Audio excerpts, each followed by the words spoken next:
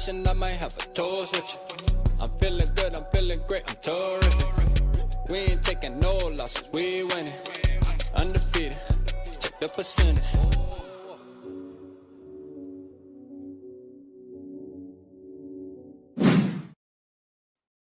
Yo, what is good, everybody, man? Appreciate everybody that's tapped in already and everybody that's going to tap in, man. Tonight's going to be special, man. I got the bro on, man. Listen, first of all, this has been a show that I feel personally has been long overdue. Like this should have happened, to be honest with you. So the other night I'm sitting there and I'm like, bro, let me hit up my guy, man. Like, what am I doing here? You know what I'm saying? So, hey, I got my boy on. Y'all are going to love this show, man, to be honest with you, because he knows his stuff, man. I'm going to let him break down everything, and he can tell you more about him and his channel, and we need to make sure we go over there. Y'all already know. Go hit the subscribe button. Support the bro, all right? It's in the title. Click the name. Go over there. He drops shows almost every day. Like, honestly, like, I mean, from what I know, if it's not every day, it's every other day. I'm going to tell you that. He working. That's for sure. So, hey, man, let's bring on my boy, man, Jake the Snake, man. What's going on, man? Let's go. What's going on, man? Hey, long overdue. It sounds just about right, man, because we've been wanting to do this for quite a while, bro. I mean, yeah. I've had you up and up on my show, man, so to be along here, it's exciting, man. I cannot wait to tap into it, man. Yeah, man, for sure, man. Again, thank you for making the time tonight, you know, to talk some football. You know, not only football, though, man, real quick before we get started, Jake, I mean, I just want to let everybody know, too, that, you know, you talk about all sports from as far as I'm concerned. Maybe, I don't know if you touch into like fighting and stuff, box, MMA, or do you? So I talk into all sports, MLB, NHL, even NBA and NFL. And then I also talk a little bit of some boxing and UFC, depending on the popularity of the cards. We know this weekend is going to be stacked for UFC, man. I'm excited for UFC. Let's go. So see, as y'all hear, man, you know, hey, his channel is a channel you really want to tap into for everything, man. But, you know, specifically, man, I brought him on tonight so that we can talk some, you know, AFC West, because, you know, he is a Chargers fan at heart, you know, and he does run the Chargers Syndicate. You're a Chargers Syndicate channel, right? For the Yes, sir. For the Chargers over there. So he runs that on top of his own stuff he has going on with Jake, the Snake Sports. But man, you know, there's a little connection, I feel like, right, between us and the Chargers, man. You know, first of all, you have people that say, like, I know we got like the bill people that say like the Bills, they're the AFC version of us. And to me, I feel like the Chargers are the AFC version of us, to be honest with you. I feel like we're a little more similar. I think because the Bills went to 4 Super Bowls and lost just like us, I think that's where people put that comparison. But I think as far as like just the Chargers having their years that they've had where they play really good football, make it to the playoffs, but then just can't get over the hump, man, especially those Antonio Gates and all those years, man, like Damian Tomlinson years, man. So it's kind of funny that you think about it, because, I mean, we actually are kind of practically the same. I mean, you go back to long before you and I were even born, the last time that the Vikings were even in the Super Bowl, at the time when Fran Tarkenton was the quarterback. And so it's like, and that was really just the only time of it. And then for us, our last Super Bowl was in 94. And then we just got our asses handed to against the San Francisco 49ers. And yeah, we're long overdue to get another appearance up and into the Super Bowl. So I actually kind of like that. I think we're spot on about that, man. Hey, we're similar, man. We right here, man. Shout out everybody in the chat, man. You know, hey, look, man, make sure hit the like button so we can get the people in the building, man. Shout out to everybody. We love and appreciate y'all, man. My boy brought the goggles out. Hey, he brought the championship goggles out tonight. You know what I mean? He's trying to throw a signal. Let's go, man. He's trying to throw a signal, man. It's their year. You know what I mean? It's their year this year, man. They're gonna bust it out. But look, man, the Chargers, man. The Chargers, you know, I'm honestly, we were having a debate the other day on live because I was surfing X and somehow the Chargers were on the timeline and it was about their jerseys. I got to say, I remember those jerseys. So I used to live in Camp Pendleton. I don't know how familiar you are with California, Southern California, but I lived in Camp Pendleton when I was, you know, 5 years old, from like 5 to 8, right? And I was, you know, I've actually been to a Chargers game, and those jerseys that they dropped, those blue ones that they dropped recently, those were the jersey. I think the pants may have been white at the time. Yep, but that's for white, I like those jerseys. I think those should be the jerseys. Now the powder blue, I don't know. How do you feel as a Chargers fan, man? to me personally, I love the fact that we're like, since Jim Harbaugh has been hired here for this Chargers job, he's bringing back San Diego attitude, and which is Yeah. exactly with who we are. And that's why, and I even told it to a lot of Charger fans out there that like, that had to be the one alternate that we know that we were going to drop. And so, because we had the navy, but the problem is that it was so hollow that all you had was just the yellow. And I was like, fill it in with a little white. Actually looked like strikes of lightning. And the second we got it, dude, I was just like, I need to go online and I need to get one so bad. But it's hard though. I have to think about, who am I getting? LT, Sean Merriman. Am I getting like, old school like that? And what's funny is that even Jim Harbaugh himself even wore one of these jerseys. So it's just like, to bring that nostalgia back was fantastic. The alterations now to our powder blues, which I absolutely love them. I mean, it brings back the classics of the 60s, 70s. And then what's interesting though right now is are all gold. So there was back then when we first started in 1960, where we had the 1 year in Los Angeles, and there was a quote called Charger Power. So at that time, it was just before, because I remember that we ended up getting Johnny Unitas, and this was kind of like right past his prime of the Colts.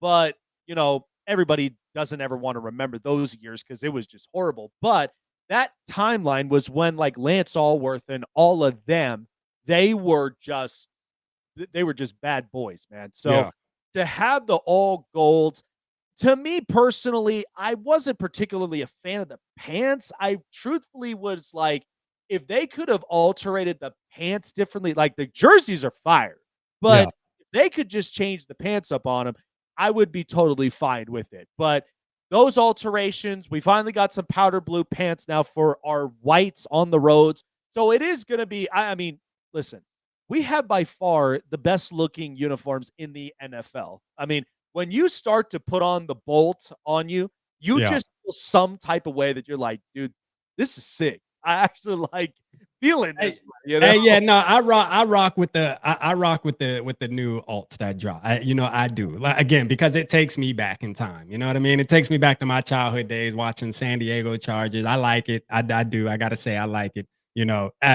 Man, I want to talk about this, Jake. Man, when it comes to, I know we do. Do you guys start training? Do you guys have like rookies reporting stuff on Monday? We started rookies on the 13th, and then we actually just started our veterans yesterday. Oh, okay, so you guys are hitting the ground running already early, huh? Yeah, Jim Harbaugh's not wasting any time. He's the kind that like he wants. So that video I seen earlier was true. I thought it was a video from last year, but the boy Quentin Johnston still dropping the rock. How do you feel about that, man? That is crazy. This is why we addressed the receivers in the draft as we did, with getting both Trey Harris and Keandre Lambert-Smith. And then at the same time, I mean, we got journeyman Jalen Reagor, which, Vikings fans can remember him being up and on the roster. But still, it's like the thing, though, that really kind of shocked a lot of Charger fans was hearing the news that Mike Williams officially retired. Yeah, I think something had to have gone on behind the scenes where we know he's had a plethora of injuries, and it sucks. But but the fact to come to this as a veteran receiver really does hurt, because you're trying to train all these guys. I mean, Ladd McConkey in his second year, Trey Harris, who finally signed his rookie deal, and then you're trying to get him up in line. And then there's Quinn Johnson, who's having these issues, which is why we had to go out and get the receivers. So to us, we're thinking, is this a sign that maybe there's a potentiality for a Keenan Allen reunion? I hope it does, because it kind of owes it to us to really, get our future Charger Hall of Famer back in here and to help out and really contribute in that area. But there is Amari Cooper, who's still available. There is talks about Jawan Jennings not happy in San Francisco and needing a contract. So there's all sorts of different possibilities. But, to me, Quinn Johnston, man, even though he improved in some areas, but he's still having the same problems that it's just Charger fans are like, they're sick of it right now. Yeah, we may have somebody for you there, Jake, man. Jalen Naylor, man. We thinking about shooting our shot at Adam Thielen, man. You know what I'm saying? we thinking about bringing 19 back. You know what I mean? Hey, Jalen Naylor might be available. Nah. That'd be funny, man. I'll tell you. But I mean, I see people in the chat. We're asking, somebody asked in the chat just now if we should bring back Thielen as Minnesota Vikings. I'm all for it. I actually have that as my next video on my feelings on why I feel like we should do it, and I wouldn't be opposed to it. But of course, finances have to play a part, and that's for sure. But we'll talk about it, man. I'll drop that video, y'all, tomorrow because that'll give me something to talk about. So so stay tuned for that, chat. Stay tuned for that, man. Shout out everybody, man. I see now too. We have this like leaderboard thing in the chat now. I didn't have this. They must have released it. I know they only gave it to like certain channels at first, but I think they released it YouTube wide now. So that's what's up, man. I don't know what those crowns and stuff mean, but hey, somebody be number one. You feel me? Keep working. Let's go. I want to talk about, so like somebody text me. So I talked to a guy named Purple Papa, and me and him kind of, touch bases about Vikings on weekly, and we talk, and I told him I was having you on and kind of told him, the rundown and stuff like that. And he was like, I want you to ask him one specific question. And, I was like, all right, what is it? And he said, I want you to ask Jake does he believe, meaning you, do you believe that Jim Harbaugh should have went after, now I know the answer honestly, but I still want to hear your take on it, should have went after JJ McCarthy if he feels the way he feels? Like he sits around and he talks about how he's his darling, he's the best quarterback that he's ever coached, this, that, and the third. I mean, what is your take on that? I mean, realistically, it just doesn't seem like a conversation that would have even been had just because I like Justin Herbert. I think Justin Herbert's actually good. I mean, I'll get your take on it right now, but I mean, how do you feel about that? Does that even seem like a thing that he should have done that as a Chargers fan? Would you have accepted that? So to me personally, I mean, Jim Harbaugh is obviously a winner, and he's going to coach up the best to where, even in his tenure up in Michigan, I mean, we remember the time when he had Shea Patterson as his quarterback, and we all know how that turned out. But once JJ McCarthy really hit the scene, I kind of remind this a little bit like Herbert in Oregon, because when he had Mario Cristobal, the problem of it is that Cristobal really didn't like unlock a ton of his potential. It was like kind of caged up, waiting to be unleashed. So there was parts of it where Oregon, they were more about, short passes, getting the first downs, controlling time of possession. And then it was like once Herbert got to his senior year, and I think we saw glimpses of it, he comes into the Rose Bowl against Wisconsin, and he just tells them, just let loose. So we start seeing Herbert run the ball. We start seeing him, throwing and slinging it, and we're just like, okay, has he possessed this whole entire time? Like, when was he going to showcase this? And then it really went nuts by the time that we got to the Senior Bowl. JJ McCarthy, to me, was just about built the same way, because Harbaugh's teams are all about trench warfare, ground and pound, and it was all about time of possession. So as long as you got the halfbacks, right, then that's where the rest of the offense will figure itself out. And JJ, the way he taught him was he was trying to teach him to, get the football involved with the running backs, make smart decisions on passes, even if it's short or even midfield passes, because it was all about keep the ball on your side. So and I started noticing that, and even last year with what the Chargers went through, where Justin Herbert was 23 touchdowns, 3 picks, and a lot of that was because we know Greg Roman is more of a run-heavy type offensive coordinator. So to me, when people were having this conversation about it, to me, I looked at it as it's silly, only because Herbert was under contract. Like, you really expect us to, go and get a rookie quarterback where we already are paying $50 and he just got his million contract, right? Yeah, didn't he just get his yearbook? Yeah, so it was like, why would we want to hit the dead cap and suffer like that, where we're literally playing it like the Broncos? Like, it doesn't make any sense to me. But I have very good positive high hopes up on JJ McCarthy, because once he came in the league, you and I have talked about this multiple times. He showed a lot of flashes where he was accurate. He has deep ball ability, and he kind of has a pretty good touch on the football itself. So it really pained me when he went down with the injury, because it was just like, whatever would happen with Sam Darnold, I mean, that was lightning in a bottle itself. And that just tells you how good Kevin O'Connell is. But it's like JJ has the makings to do so.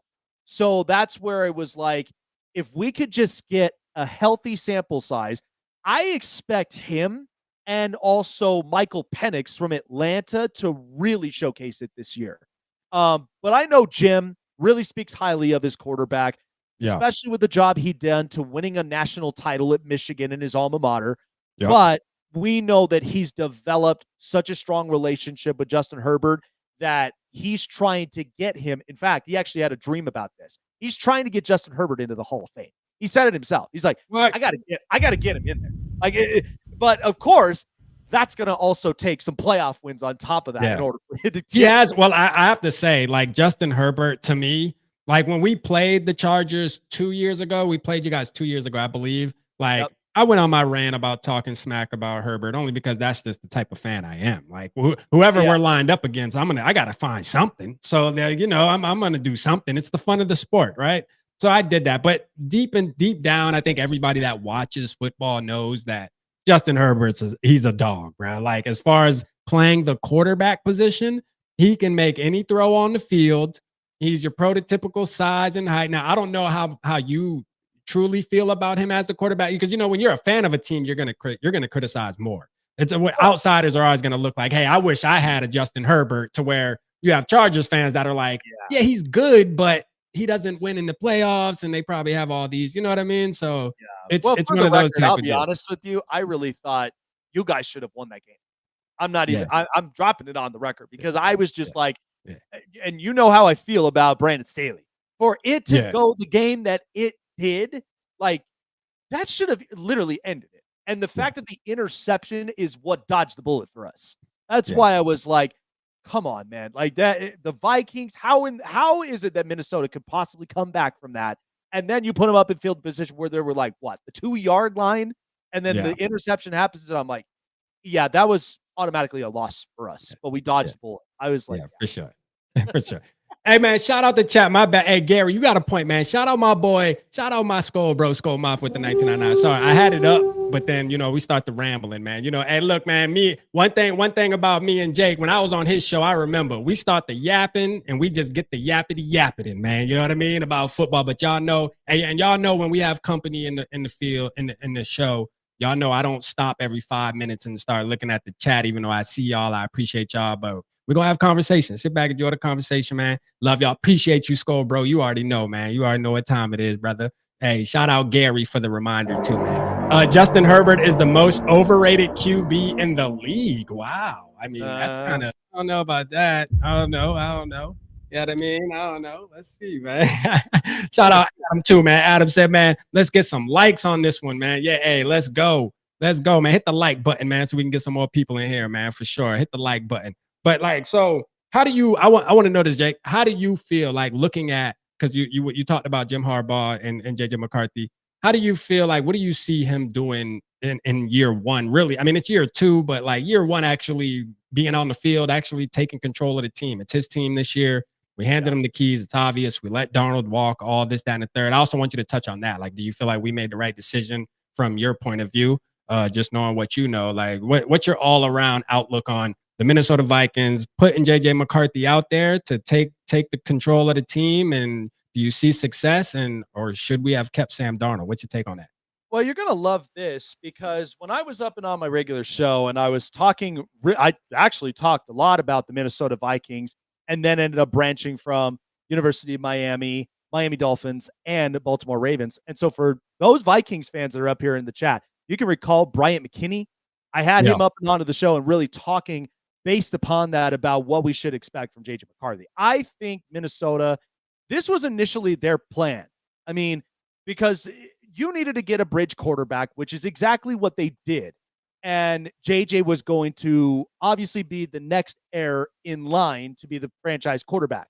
So that's why I knew Minnesota was making the right decision by doing that. Now, unfortunately, I mean, that's life. Life throws you curveballs all the time. You get JJ, who's out for the season, and then all of a sudden now you're leaning all of this trust on Sam Darnold now. And the season that Minnesota put together was unbelievable. And the fact that Sam finally got a more healthy structure in what Kevin O'Connell put together, where he's got some weapons, He's got a pretty decent offensive line. And not to mention, how good did that feel having Aaron Jones in the backfield, knowing you're going to get after the Packers? And it was just like, okay, now we actually have a pretty good, hefty run game.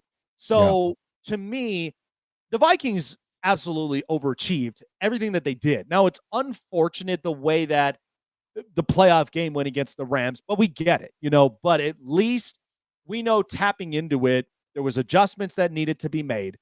But I think they made the right decision up upon this because they knew they were going to come to crossroads. Now, having Daniel Jones at one point was a very good safety blanket. And that's why I think the Colts are in the same position with Anthony Richardson, because did they make the right choice of their draft pick? And then you're hearing all these rumblings of, well, Daniel Jones may look differently under Shane Steichen. But for Kevin O'Connell to have Kirk Cousins, Sam Darnold, J.J. McCarthy, and then even at the time when he ended up having Josh Dobbs in them, he just has a way of really getting the best of his quarterbacks. So that's why I think with JJ, you take a year off, you kind of take a mulligan in your rookie year. This is the same way I feel about Michael Penix, because we only got 3 game samples. So for the two of them, understanding the playbook, going through these repetitions, even up and in training camp, and then what the Vikings really addressed well, which is why I was like, having Brian McKinney, a former offensive lineman, to understand the importance of what the Vikings did with getting a center in Ryan Kelly and then going and getting Will Fries, that was ensuring you protected your franchise quarterback, because there's a belief system in there. So to me, I wasn't sure. I don't know what the PR department was really kind of thinking of, like, is there trust? Do they like him? Do they not like him? Or what's the deal? Because they thought they were going to end up getting another quarterback as a bridge. But then it was like, well, hold on a minute. If they're hefty on offensive line and you get Jordan Mason, you got really good dual backfield running backs there. And then, of course, Hawkinson's going to be healthy. Yeah. Everybody else is going to be healthy. So why worry? And I think that's what Kevin O'Connell does. Now, I will go on the record. I said, I don't believe the Vikings will repeat going 14-3, but they will be a pain in the neck in the rest of the NFC North, especially now you got Chicago. They're trying to turn the page. So I still see this team as a playoff team, but I really do think they made the right decision with that. Let's go, man. Let's go. You heard it. You heard it from Jake, man. Let's go. AJ had a question for you, Jake. He said, ask him if he feels Junior Coulson is going to get it in gear year 2. I don't even know who that is. He somebody on the Chargers? Coulson. Yeah, Junior Coulson. He ended up going through a couple of injuries last season in his rookie year. And so this was one of Jim Harbaugh's Michigan guys that it's actually kind of funny, because this was a Navarro Bowman pick. So our linebackers coach, somebody who is played alongside a Hall of Famer like Patrick Willis, you are going to find somebody there in the middle linebacking position who can obviously tackle, who can provide pressures, but then at the same time, he's that spotter that we need, because especially when, even in the AFC West, where you're dealing with Travis Kelce, you were dealing with Darren Waller for a little bit, and now you've got Brock Bowers you're having to deal with, and then the Denver Broncos just got Evan Ingram. You need to shut down the midfield pass, because once that you let that open, there's your ball game every single time. They're just going to get the automatic first downs. You're never going to get the ball back unless you get a pick, a batted down ball, or you just somehow come up on fire and get a sack. But with Junior Coulson, I do believe year 2 is his year. He's going to pop off, because to me personally, the linebacking core still needs a bit of work. But I do believe that with guys healthy and with Dian Henley next to him and with Denzel Perryman back in 1 year, this linebacking core is really going to show its true potential this year. Yeah, man. Shout out to Evil, man, my guy, man. We miss you too, E, man. What's up, man?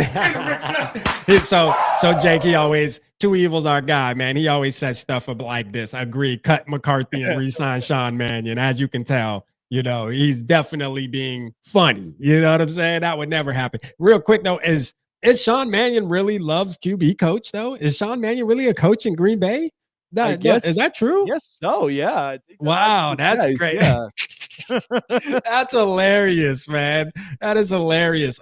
Gary has a question for you. And again, and that's the thing. If anybody has any questions for Jake, because listen, he's well-versed in pretty much all 32 teams, but You know, if you have any questions, man, you will hear. I mean, you heard the answer just now. He said, Rap, ask him his prediction on Dallas Turner year 2 and where he thinks our overall D ranks this year. Great question, Gary. Appreciate that. So with Dallas Turner, I really like him. And at the same time, I mean, ultimately, this defense under Brian Flores, and I've spoke about this very highly, is I said Brian Flores, even when things didn't work out as a head coach with the Miami Dolphins, my biggest thing is as a defensive coordinator, it's just like how I felt about Robert Saleh, who's now the defensive coordinator for San Francisco.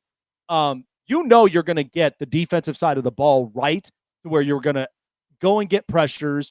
To me personally, with the way the Vikings looked like on defense last year, where Andrew Van Ginkel was such an underrated signing to me that once Miami let him go, I was like, this kid's going to pop off. It just sounds perfectly for Minnesota defense. And even though losing Danielle Hunter was a hard, is a hard feeling, and for him to go to Houston, but when you get someone like Dallas Turner, and then you have a young defensive front that's only going to get better from here, I'm really excited. I think Dallas Turner is going to have a very good year 2, and the defense, truthfully, the secondaries was a question mark to me, but I think the secondaries did get better. However, though, Rap, I've said this before, is that this is where the Vikings really have to address at some point the future for Harrison Smith. Because for him being a longtime Minnesota Viking, we know he's getting up there in age, and there's not going to be much left up in the tank for long, but we know that they're going to address that. And so with the signings they did up in it, for the secondary, and even when they ended up getting a veteran like Stephon Gilmore, I mean, it helped out. It really did give you the man-to-man coverage and to really get the possession of the ball back. So that's why, even accounting for a 14-3 season, you saw a lot of that pass rush that Brian Flores is all about. He's all about getting physical. He's all about going and attacking to get the ball back. But then there was also the shutdown portions of it, because even having a veteran like Stephon Gilmore in their tenure back in New England, he was very familiarized with it. So that really showed you his identity the minute that he ended up controlling the defense. So I expect this defense to continue to really pop up where they left off from last year, and continue to play that physical football on that side. Let's go, man. Great answer too, man. We love to hear it, man. Shout out to Evil, man, celebrating 25 months of a member of Purple Gang, man. Let's go, 2E, man. Shout out to you. He said, ask Jake if Herbert should get booted if no Super Bowl. I mean, what's the year, Tom? Are you saying this year, Too Evil? Like, does that have to be this year or what? I mean, the thing is, people that understand, the Chargers' history since 1960 is we have been deemed to being such a talented organization that just hasn't brought home the hardware. Yeah. And it's hard. Like everybody knows, getting to a Super Bowl is tough, but then winning it is even harder. But my thing is with Justin Herbert is he's such a talented quarterback. I know earlier on somebody put up that Herbert's overrated, but in my opinion is that Herbert has the abilities and the tangibles to be a productive quarterback. He's barely turned the ball over since he's been in the league. He has the best touchdown to interception ratio, where he's never thrown for more than 50 interceptions since his tenure in the NFL, which is so impressive.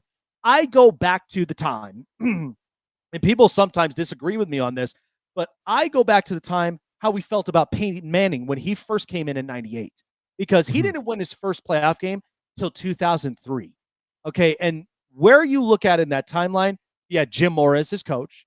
He had one other coach I can't even think of before Tony Dungy came in. And the point of that is you wanted to get a winning mentality coach in this building. Unfortunately, you only got 1 year from Anthony Lynn, which I think they kind of gave him an unfair shot because he was going to be out the door. But run game wasn't exactly great, but it was getting better. And then at the same time, Shane Steichen, who's now the Colts head coach, he unleashed Justin Herbert's ability because he did the same thing in Philadelphia with Jalen Hurts. You saw exactly where it was deep ball after deep ball, and then it was accurate. So it was all part of Shane Steichen's plan. So we saw with how he popped off, even when he had Brandon Staley as the coach and then Joe Lombardi as the offensive coordinator before he left, and then in comes Kellen Moore. Justin Herbert has been going through injury after injury, but yet still fighting to play every single game all season long. I mean, a torn labrum, a busted rib, and all the rest of it.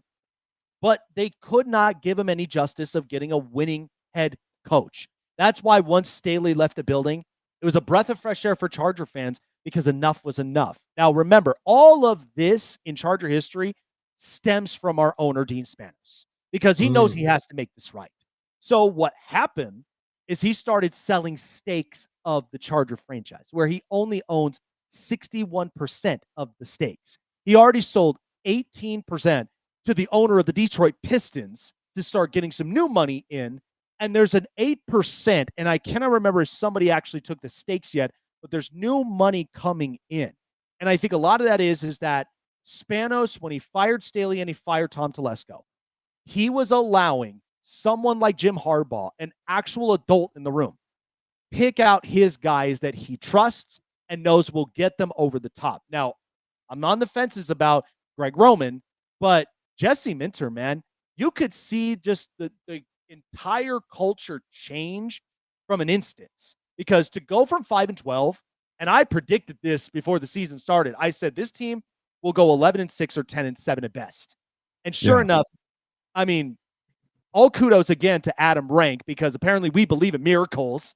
And he seemed like it's a we miracle. hate Adam Rank over here, man. Adam Rank hates the Vikings for obvious reasons. He thought the Chargers would honestly be a miracle to win 7 or 8 games. And by the time we got it, I tagged him and I said, well, I guess we believe in miracles, don't we, buddy? Yeah. So it's like, but the thing is that Jesse Minter, to go from bottom 5 defense to number 1 scoring defense the next year is just insane.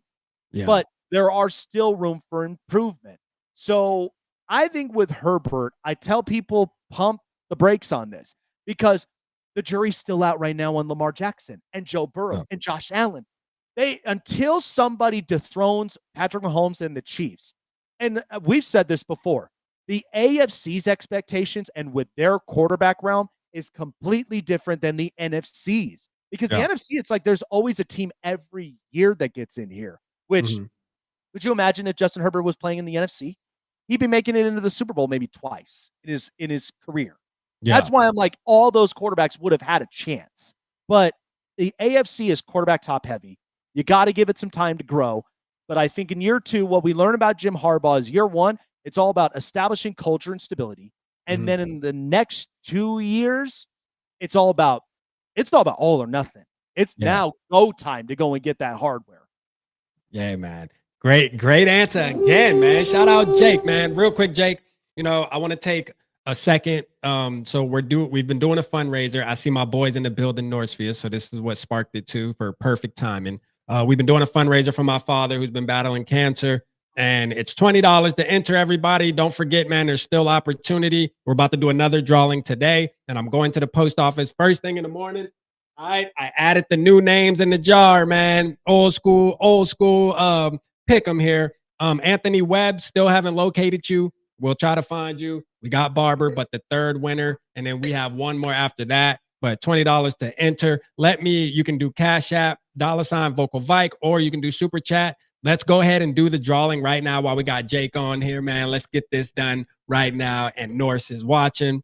Norse, let's get it, man. We gonna go ahead and draw the next winner for the third one. Let's see, man. Y'all see I ain't cheating, man. I got my eyes closed, man. Here we go, man. I'm going to pick them random.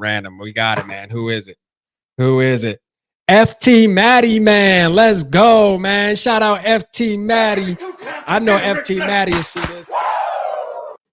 Shout out FT Matty. I know y'all can't see that anyways on there. I don't know why I always show you guys that. But yeah, man. FT Matty, you have won Congratulations. A custom Vikings wood plaque from ours truly, Northfield, man. Shout out FT Matty, man. And you always support, man. Super support. So please try to get the info to me ASAP. I wish you were in the building right now so I can just send it out tomorrow with Barbers.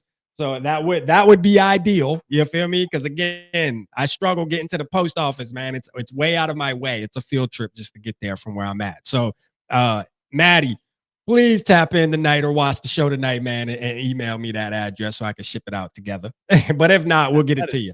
That is clean looking. I love Oh it. man, hey Jake, when I tell you, so quick story, Norsefius that I brought up in the chat here, he handmade these. I mean, custom. I mean, every piece of wood is carved out, man. I mean, it's amazing. You know what I mean? Like these things are, yeah. It just is what it is, man. And we've raised a ton of money for my father. It's for a great cause, and we've raised some good money to help over there with that situation. So I really appreciate Norsefius, man. One thing for sure, Jake, man, this Vikings community that we built over here, man, they are amazing, man. Like the best in the game is what I'm going to call it, man. So, and I appreciate them, man. They always look out for me. And then when we have other things going on with anybody else, man, we always come together. That's one thing besides football. Like when it comes to life, we're here, man. We're locked in. So shout out the Purple Gang, man. You already know, man. It's us above everybody. You feel me? Let's go, man. But yeah, man. Look, man. I wanna get your thoughts on the NFC North outlook. Like, how do you feel kind of about what's going on there? We know because the Lions had a lot of movement going on. Lions had a lot of movement going on. So I know some people are still kind of high on the Lions. I want your take, just knowing, what and how do you feel the Lions are they still going to be the top dogs in this NFC North? Because they have been the top dogs past couple of years. We got to give it to them. But I feel like losing your offensive coordinator and your defensive coordinator and the center retires. And then I think they lost. I feel like I heard yesterday, it was yesterday or the day before, there was a couple other like key pieces like in the background that changed jobs, like went somewhere else and stuff like that. So yeah. I mean, I just want your take. Like, do you think that's going to affect? Because somebody said something earlier. It was on one of those big networks, man, which I tend to not watch, but this just popped up talking about the NFC North, where they were saying like, what's concerning is how is Jared Goff going to, adapt to the new play caller, and how is that going to look, because I mean, that's a whole relationship that you got to build now from scratch pretty much. What's your take on the Lions, man? What do you think they're going to sit and where do we fit as Vikings? Where are we going to fit in the NFC North? So it's actually kind of funny because I've been impressed with, both the AFC and the NFC North. I mean, those are honestly those are by far the top physical divisions in football because they're all about ground and pound, and they're all about fighting for every single down. Yeah.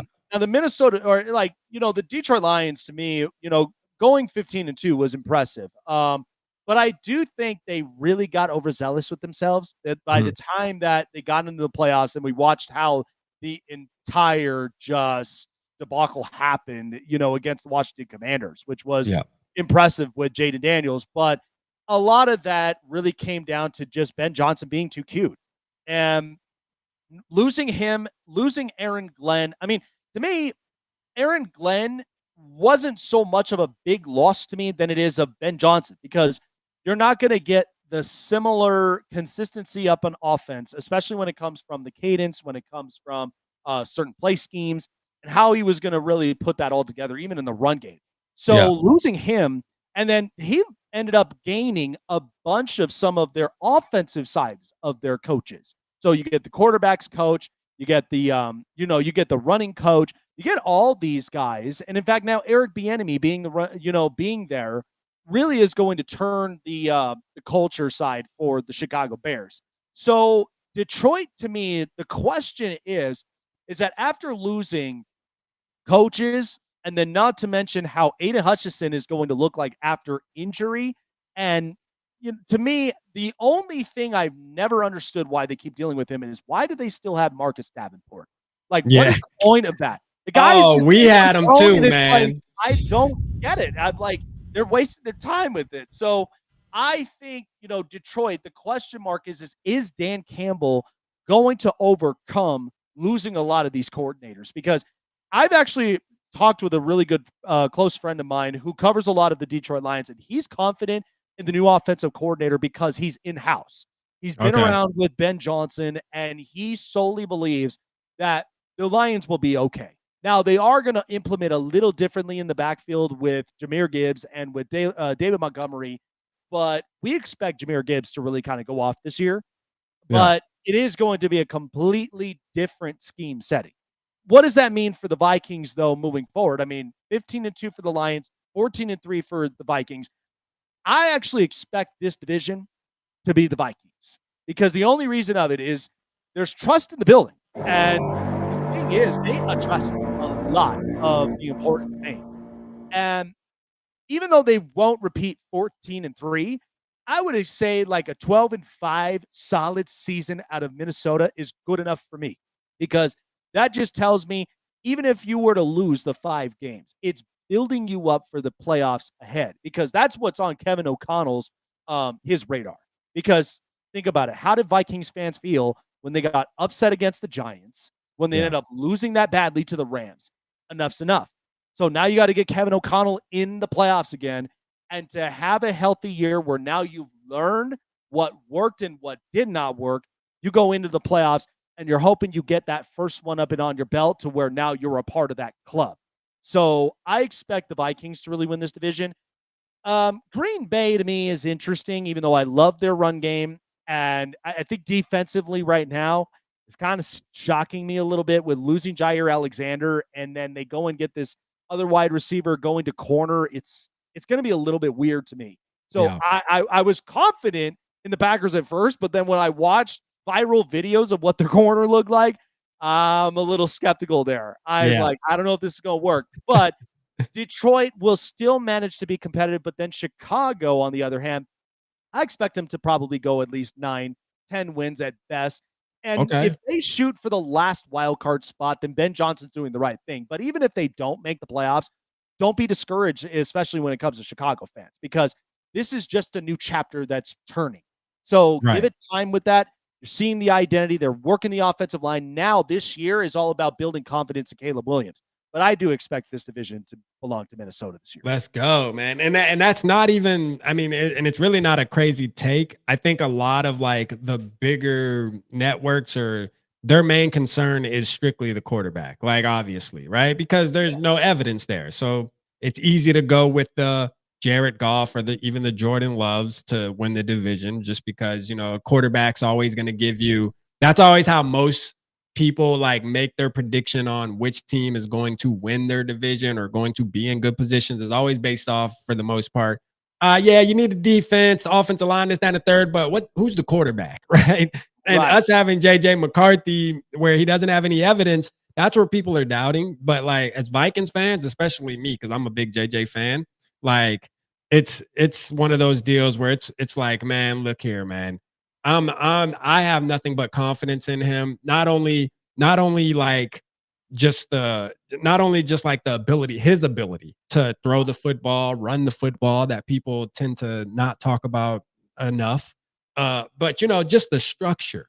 And we talked about that, the infrastructure of the Minnesota Vikings, Kevin O'Connell, like you touched on earlier, when you're thinking about the Josh Dobbs and the Kirk Cousins and what he did with Sam Darnold, it's evidence there that shows me, man, look, man, whoever Kevin O'Connell gets his hands on, he's going to be good. We're going to be all right. Like I just feel like we're going to be okay with JJ McCarthy. It's not that big of a deal. There's no need to panic because he's never played. We gotta start somewhere.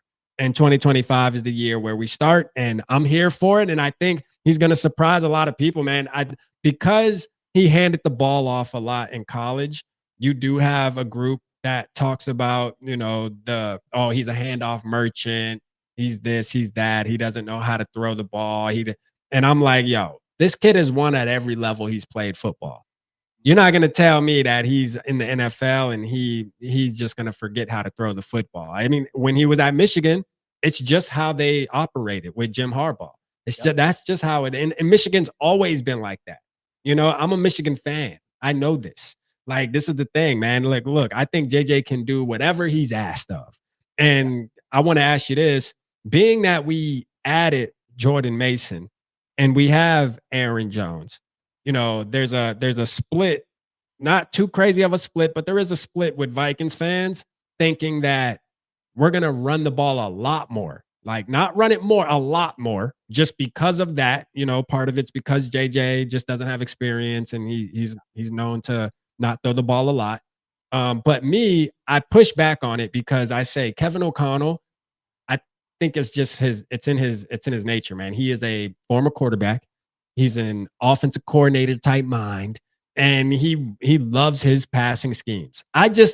For me, it's hard to sit here and think that he's just gonna all of a sudden turn into this Jim Harbaugh to say that, like turn around and hand the ball off 25 times, 30 times a game. I just don't see it happening. How do you feel about that, man?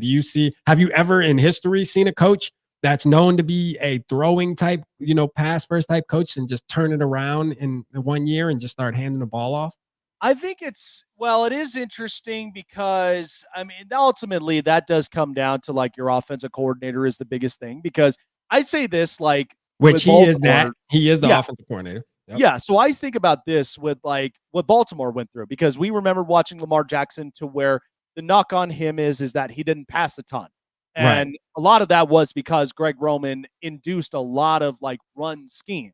Mhm. And I mean, when you got Mark Ingram and then you got you're utilizing a lot of Lamar's abilities to run the ball a lot. And what's hard about that is that they went through, a plethora of injuries on the running back to where you had Justice Hill running the ball. And even in that playoff game against the Kansas City Chiefs in the championship, it just really crash landed hard. So to me, and once they changed that, they went into Todd Monk, and then that's where the more of the passing started to get involved to where even just this past season, Lamar's had the best passing records in a season in his entire career, where he's had a better completion percentage. His quarterback rating went up, and then he cracked the 4,000 passing yards. So it's like anything's really possible at that point, but it does come down to your particular scheme set. For JJ McCarthy, we know that he's slowly getting back up from the injury, but this is also part of the reason why you wanted to lock in your offensive line because we know Christian Darrisaw coming back from injury is going to be one of the key things they have to focus on. But that's why getting two offensive linemen was important to kind of get the way and drafting. Yep. And going in the draft. Yep. Yep. Going up and into the draft. Now, getting Jordan Mason, I really loved this one because it's allowing Aaron Jones, who is an every down back, but he can run and he can also catch. So giving Jordan Mason the ability and what we watched from San Francisco last year is he's elusive, but he's also a power back. We know that he can basically run for power. So even if you go into a situation where it's either you start him up on a first down if you get the conversion, or you go into like a 2nd and 4, 2nd and 3, and then you go in and you're like, Jordan, we need you to bust through and we need you to go and get the first down. I think that's what it's going to be in store. Because you will see a bit of Kevin O'Connell's identity there to where he's going to mix up some passes from here. Because he is that type that loves to get a lot of the weapons involved. So even if you get, Justin Jefferson up the ball, we know he's going to obviously run the routes as he does and then go up and get it. Then there's Jordan Addison, who's that ace in the hole, who's going to give you more of those options when Justin Jefferson is up and under coverage. And TJ Hawkinson. I mean, short pass, midfield pass. The guy's going to come in, haul it in, and then physically fight his way to going and getting first downs or more yardage after the catch. So there's that involved. So I expect this to where the Vikings will be 60-40 in the pass game, only because for the first 5 weeks, you are going to see a little more of run game because you're trying to get JJ comfortable, get his confidence up, and really not think about the injury because that's the first thing that happens when you go into like a torn ACL. You're going to think about that knee, but to kind of distract you and then really kind of turn your focus into, you know what, give him the ball, let him run the ball, and let him get the chunk of yardages so we can at least get slant in routes or even just, short burst passes. Then we can start focusing on the little things to now go off script to where we can go and see those deep balls that we were seeing up and into the in the preseason with JJ McCarthy. Yeah, man. I want your prediction really quick on week 1 for the Minnesota Vikings, and then we'll do the prediction on because I think we play each other. Is it week 8? Week 8. Yeah, week 8. By the way, you will get a chance to see the all Navy Ooh, week 8. Oh, you guys are busting those out against us. We are busting those out, yeah, because Let's the go. previous week in week 7, we have the Charger Power all gold against the Colts. Okay, let's go. Week 8. Okay, so that's gonna be good to watch. And it's a Thursday. It's a Thursday night. Yep, it's a Thursday night. It's a short week, and you know what? The teacher versus the apprentice. Yeah. So who's gonna win that battle? JJ McCarthy or Jim Harbaugh? Yeah, man. Let's get to it. But real quick, I want to ask you, week 1. Us. I want to. Is there any concern for the Vikings, because it's a Monday night? All right, so there's going to be there's this big thing around JJ McCarthy having to start out his NFL career pretty much on a Monday night game and in Soldier Field, which I mean. To us, like as Vikings fans, to me, we've been smacking the Bears around for at least the last 5 years or so. Like, I'm just gonna keep it on. So, like, I mean, when you think about that team, now weird things do happen in Soldier Field. I will say that it's never like we go out there and just spank them, 35. That's just not Vikings football. But we do beat them, right? More times than none. But I mean, Monday night. Hey, man, JJ McCarthy, bright lights. The world's going to be watching pretty much, man. It's the first Monday night game. Is it the first Monday night game of the season? Maybe. First Monday night game of the season, yep. Because we kick it off with Thursday. We kick it off with Saturday or Friday. And then, of course, we got all Sunday games, and then Monday. Yeah. Yep. Because so, I mean, we actually kick it off in the second game in Sao Paulo, Brazil. Yeah. So that's where we're playing the Kansas City Chiefs. That's what I'm like, man. You got to get, I mean, Jim Harbaugh going international to going and playing a division rival immediately to start the season. We start the first 3 weeks against all of our division rivals. Hold on. So what's your first 3 weeks? So is it? So first 3 weeks, we play in Brazil against the Kansas City Chiefs. We then play on the road in Vegas in week 2. And then we play Denver at home in week 3. Wow. That's what I'm saying. It's like, yo, they did you guys dirty. Matchup against Pete Carroll now as a new head coach. Yeah. Where both him and Jim Harbaugh both have beef with each other since college. It's like, Oh, man. I mean, there's definitely some great storylines this year, I will say, and a lot of them have to do with the Chargers, man. You guys are in a lot of great little storylines this year, seems like. So even with us, you know what I mean? Even with us, with the JJ Harbaugh, I mean, that's going to be obviously leading up into that game. That's all it's going to be about. There's going to be like special interviews. This is one of those games where obviously they're going to sit down with JJ McCarthy before the kickoff, and they're going to sit down with Harbaugh, and there's going to be a lot of talk about Michigan and Jim boosting JJ up and vice versa. So, and I'm here for it. I can't wait to see that game. But like with the Bears, do you see us? I mean, what do you see? I know it's early, way too early predictions to say the least, but how do you feel about us going into Monday night in the Soldier Field with JJ? So I think ultimately, I mean, this is definitely a battle-hardened test for both teams because the fact of Minnesota coming in town in Chicago. And Chicago, they're wanting to turn the page now where you got first-year Ben Johnson as your head coach. But Kevin O'Connell really wants to start things off on the right foot. So new coach, and then you got new quarterback. So there's going to be all sorts of different storylines up from there. But I did check the odds on it, and Chicago's favored by -1 at home. To me personally, especially for a lot of odds makers, they feel like that this game could either be a toss-up on either one. It's a pick-em. Yeah, it's a pick-em. And so to me personally, I'm taking the underdog.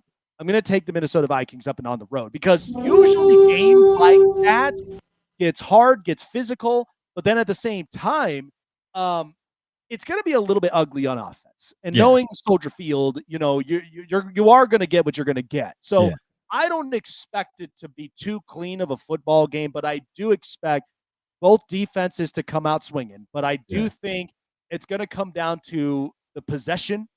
Like one of those 14-17 type games, right? Or even just a 21-20 ball game. Yeah. That's where I'm like, I can kind of see that rolling through. But that I think will be an exciting Monday night to really start the season off like that. So I'll take a +1 on the Vikings.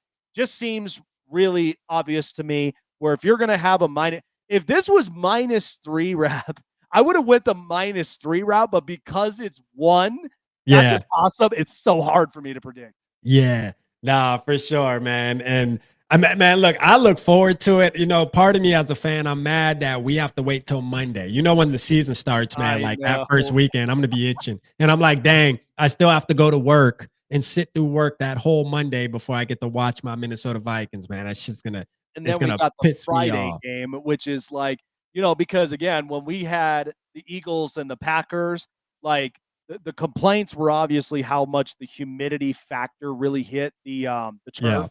So everybody's slipping and sliding. Jordan Love ends up getting hurt, and the Eagles end up turning around, winning the ball game, and then the Eagles win the Super Bowl. So to Yeah. me, this is my thing. I don't want to get super excited about this, but because Philadelphia started the year in international territory, win against Green Bay, Yeah. and then all of a sudden win the Super Bowl, and then we now host the team, and to us, it's unfinished business against Kansas City. So Let's there's go. a chance for us to really fight neck and neck against them, and if we come away with the win, crap. Hey, look, Maybe it is. Maybe it me and is. you could be sitting right here right now. I think the Super Bowl sign did come out, and you know the conspiracy behind that. I Yep. think the colors align with me and you, man. I think it's from, if I'm not mistaken, man, it's the Chargers and Vikings according to the I was conspiracy seeing theory. something about that. And you know You who? know? You know what's funny?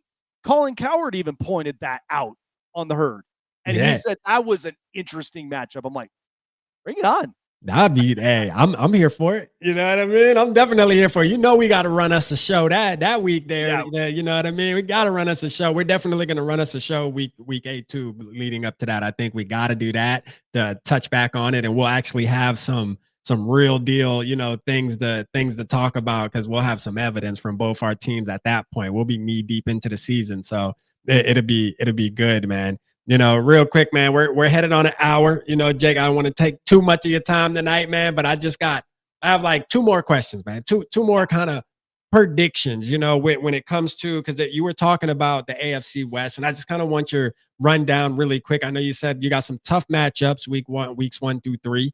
But man, speaking, I felt kind of interested when you talked about the Raiders and talked about how they upgraded and stuff like that. And then you got the Broncos, where Bo Nix kind of looked like, hey, he looked like he could be a guy. I don't know. I get Mac Jones vibes. I'm sorry. I remember when Mac Jones was like really good in his rookie year too, like where it was like, okay, Mac Jones, he might, okay, you know what I mean? It might be. But then, hey, I get that from Bo. I'm gonna just keep it real. That's me now. But I could be wrong. And if I'm wrong, that's good, because I want to see him do good, right? But how do you feel? Like, do you feel like you guys are sliding down, or are you keeping up? Like, because I mean, I don't know. I feel like your division's getting better, to be honest with you, man, low key. This is by far the most experienced division in football. The fact Yeah. that all four of them have either gotten a Super Bowl on their belt or they've gotten a national championship, which Pete Carroll's gotten multiple of those at USC and Jim Harbaugh getting one in Michigan. But we all know Andy Reid and Sean Payton have had their shares of Super Bowl victories themselves. So this is probably the most experienced, creative, loaded division I think we will experience here this up and coming season in the NFL in this division. So the Raiders getting Pete Carroll was a very smart move, in my opinion, because they needed an adult in the room, because the Raiders have been dysfunctional for over 20 plus years. And they Yeah. haven't truthfully gotten that coach to really kind of keep their ducks in a row. And then at the same time, having a GM that knows what they're doing. So when they went and got Geno Smith, it was pretty much typical, and it was obvious because Pete really liked Geno Smith. And the Yeah. reason of it is because Pete, his entire offense is based upon the same thing as like Jim Harbaugh did last year, where it was based upon the run, play actions. In fact, when Geno Smith, when it comes to play action plays, he has a quarterback rating of over 105. And that is important for someone like Pete Carroll, because it allows them to run the football now with new rookie, Ashton Ginty. So now they're going to run the ball hefty, but Mhm. then you mix in Brock Bowers, Michael Mayer.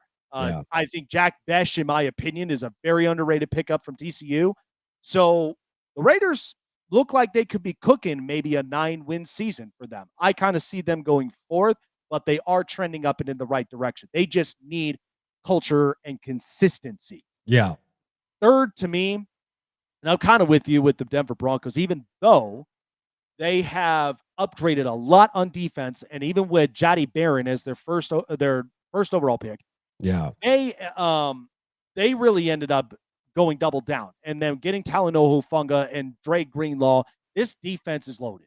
Yeah. The offensive line was also top 10 in PFFs, where both pass and even in the run. But the question mark is, though, Rap, is did they figure out their backfield? Because going and signing J.K. Dobbins for 1 year, knowing you needed to have experience up front, and then you got the rookie R.J. Harvey, who I have really good hopes for, but it seemed to me there's some skepticism there. And then Audric Estime, and then having Jaleel McLaughlin. So we would, it's a wait and see type of thing. But I know with Bo Nix, a lot of people are putting him way high up and on the pedestal, only because rookie season he was very impressive. It actually really helped out with Denver fans. But we know that people have been putting them as division winners and such. It's not that easy. It's not that simple, because you've had Kansas City winning this division for several years. It's the same thing when you look at the Buffalo Bills. It's hard to really trump. Kansas City's been winning for what, like the last 7 years? 8 straight years. 8 straight, yeah. Yeah. And so to me, Denver will be competitive, but it is going to come down to their offensive weapons. And I mean, they got an underrated wide receiver in Pat Bryant. I think if he does well, then the Broncos might have a shot at this division. But for now, I kind of see him in the ballparks of 10, 11 wins. Kansas City, I see them at 11-6 right off the bat, only because they're a team that's never going to miss the playoffs. But this year, I feel like is going to be a different year not winning the division. So that's the part where if Jim Harbaugh and company, and I was predicting this, and I nailed it last year, I feel like this year the Chargers, their best season would be 12-5. The only reason of it is because you got physical up on defense and really changed up the plethora on that. And now the expectations are different. They went and got more offensive weapons. Now I know that Mike Williams retiring is hard. That doesn't mean you can't make a phone call to a familiar face in Keenan Allen and bring him back. So there are chances for them to sign him, but even on a low deal, which is going to be team friendly for them. But they're establishing more up and on the run, getting Najee Harrison and Amorian Hampton, and they upgraded a lot in the interior offensive line. This might actually be the Chargers' year to really make that jump. I like the Amari Cooper, which you mentioned earlier. I think that would be interesting. He would be very good too. Yeah. That would be interesting with Herbert, man. I think Herbert would get the best out of that guy, man, because talk about a route runner and still can do it. I mean, obviously he's getting older, but I think if you put him in a position with a Justin Herbert, though, man, I think he could have at least one more year where he breaks out and shows the league that he's still here. You know what I mean? So that would be amazing. So 12-5. So when it's all said and done, do you have you guys finishing second, I guess, or do you have you guys actually? I have us winning this division. Winning a division. Let's winning go. The division, because it is unfinished business from here. And you're going to get the first 3 weeks playing your division rival before you then go to week 4. And if you can go 3-0 in there. And then having to go against the New York Giants in week 4. Oh, man. Man. Because remember, our bye week is in week 12. This is where this is the front load of the football season. Now, there's going to be mixtures of good games. Of course, I'm looking forward to the Vikings and Chargers. I really am. Because here's what's funny.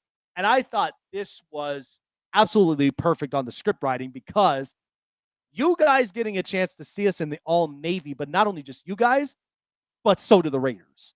I was like, typical. We got to scare the Raiders now in our Navy uniforms and remind them what the Superchargers were all about. So, I think it's going to be exciting, man. Man, Jake, man, this was a great time, man, kicking it with you tonight, man. Real quick, man, let the chat know where to find you, kind of your schedule, man. Give them a rundown. I mean, I know when I was introducing you, I said every day, but correct me, man. Let the people know kind of what you're doing, man, on a day-to-day. So let's actually give us one more of that skull horn chant right there, because I want to give a shout out to the chat up from here. You guys have been fantastic. But where you want to find me at for all Chargers content, as you can see right here up on the name tag, Chargers Syndicate is where you can find all Los Angeles Chargers content. So I'm posting it up every single day. giving you some small breakdowns. I will have some more lives going on as well during the season, whether it's post-game, pre-game, and then even, during the games as well. So I'm going to be working more towards that. But, however, because not only do we talk a lot of football up and onto these chats, but if you guys love all sports and you guys love entertainment and you love a mixture of both, I mean, I know you guys probably watch Fox Sports. You may watch ESPN or you may watch something else.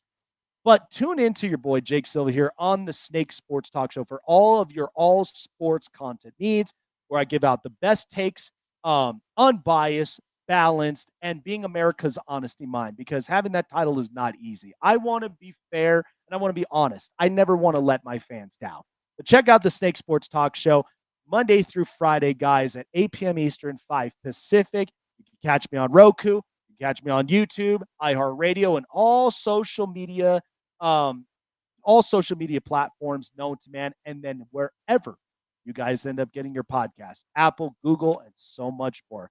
So definitely check it out, guys. Snake Sports Talk Show and Charger Syndicate for all your Chargers content. Let's go, man. Shout out Jake tonight, man. This was a great show. I got to say this, before you go, I want to thank you again.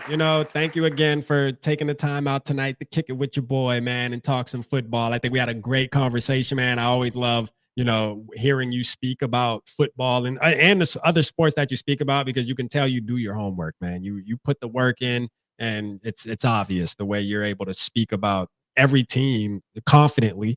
That's something that takes a lot of talent, man. And first of all, it takes a lot of work, man. It takes a lot of hard work, man. It's hard to do that, to be able to just. I mean, look, we ended up finding out that 3 shows got canceled. So I'm just waiting for a phone call. Yeah. And that's why I'm just like, hey, let's get up and on the broadcast channel, right? Yeah, man, for sure, man. So, hey, man, they said, is Jake a salesman? Hey, I'm telling you, he definitely gives me those vibes. You feel me? I'm in sales too. I know a salesman when I hear one. You feel me? Like, that's right. Hey, I'm selling you on the possibility, man. That's there you go, man. But shout out to you, Jake, man. I appreciate you, man. Everybody, make sure you go subscribe. Go subscribe to Charger Syndicate. Also, subscribe to his Jake Sports Show. That's in the title. Make sure you click that, man, and go support my brother, man. Jake, man, I will talk to you again soon, brother. Me and you definitely going to do this again, man. Yes, I'm looking forward to it, man. Yeah, man. All right, man. All right.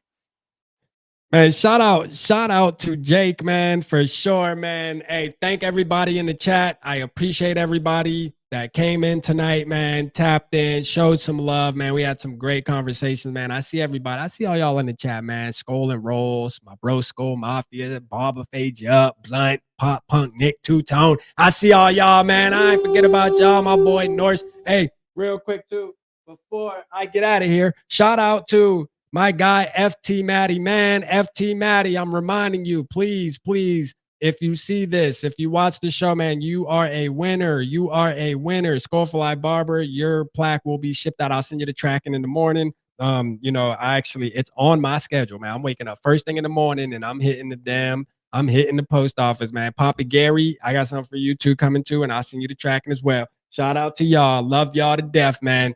Thank y'all for supporting as always. Holla at your boy.